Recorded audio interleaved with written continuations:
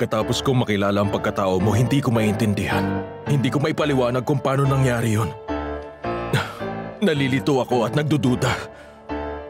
Ano ba ang nangyari? Anong tunay na dahilan at binaril mo si Papa? Huwag mo nang alamin ang sagot, Fernando Jose. Hindi ko masasagot. Kahit kailan ang tungkol dyan. Alam kong may dahilan ang lahat ng to. Kailangan kong malaman kung ano ang dahilan na yon. Kalimutan mo na. Ang mahalaga sa ngayon, napatawad mo na ako.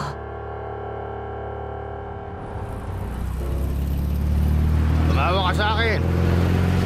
Dahil kung masasagasaan ka ng kotse, sayang ka naman. Naririnig mo ba ako? Nakikinig ka ba sa akin? Nakaayos na lahat sa bangko. At meron kang power of attorney para magamit ang pera kung kinakailangan. Ayoko may kulang ang anak ko at ang lola niya. Kailan ka babalik? Medyo matatagalan ako. Pagkatapos, babalikan ko ang anak ko. Eh ang mama mo? Patay na siya para sa akin. May tao! Ay! Diyos ko. Hihingi ako ng legal custody para mapunta sa akin ang bata. Patutunayan kung hindi karapat dapat si Soledad Romero na magpalaki ng isang bata. Hindi kayo mahihirapang patunayan yun. Siyempre hindi ano. May sapat na pruweba para mapatunayan. 20 taon siyang nabilanggo. Pero ang ama ang kailangang magpasya, hindi ba? Aalis siya ng bansa. Maggagawa kung gusto ko. Si Senyor Alfredo. Dapat bago niya malaman, huli na para pigilan niya ako. Ay, Senyora. Bakit pa kayo magpapakahirap gawin yon para lang sa bata? Gusto kong palakihin siya. Gusto ko na dito siya lumaki sa bahay. Palakihin siya bilang isang Altamirano del Castillo. Gusto ko na ako ang sundin niya. At wala na makakapigil sa akin. Ang papa niya, umalis. Ang mama niya, namatay na. Kayong mayayaman kayo. Kapag nakakita kayo ng pulubi, parang gusto nyo ng sagasaan ng kotse. Pasensya na, senyor. Pasensya na. Di mo ba nakikita? Pipilay-pilay na nga ang paglalakad ko. Huwag ka na sumagot, tara na. Muntik mo na silang masagasaan. Ayun, meron pang kasamang babae.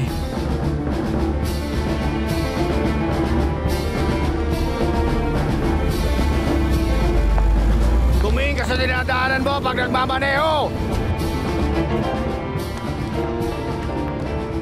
Dito muna tayo. Doon ka maupo at doon ako. Alam mo na kung anong gagawin mo kung paano mamalimos. O sige na, doon ka na. Ang sabi ko, sige na, maupo ka na doon. Huwag mong hayaan na may makalagpas na kahit isa, ha? Ang kamay mo. Bilisan mo na. Ang kamay mo. Isahod mo.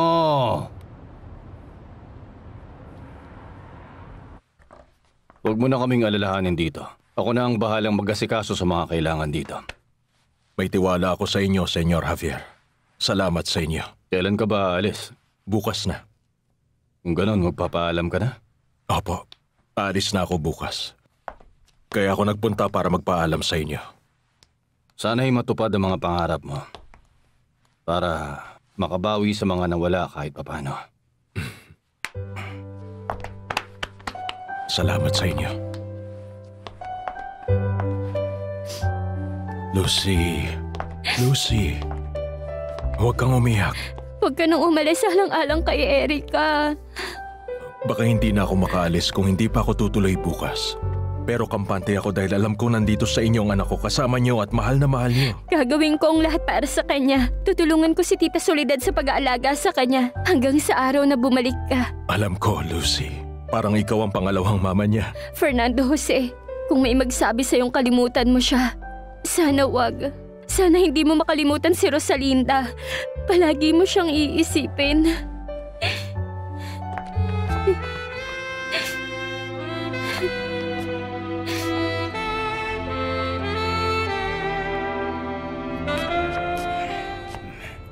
₱9? Pambira, ₱9? Eh syempre, sino naman ang magbibigay sa'yo kung hindi nakasahod yung mga kamay mo?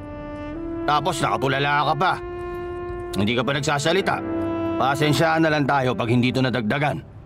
Dagdagan mo na to mga limos mo, iha. Hindi sapat ang 9 piso lang. Pahingi ng konting tulong para sa matandang to. Kahit na konting barya lang.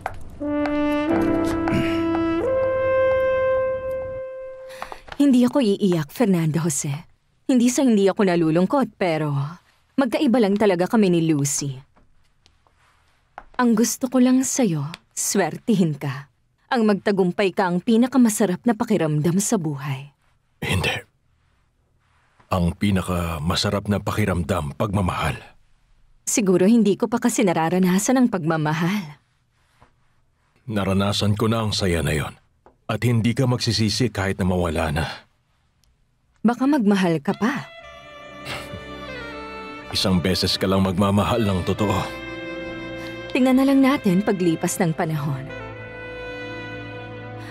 Bye, Fernando Jose.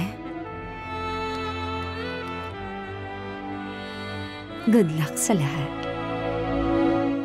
Rosalie.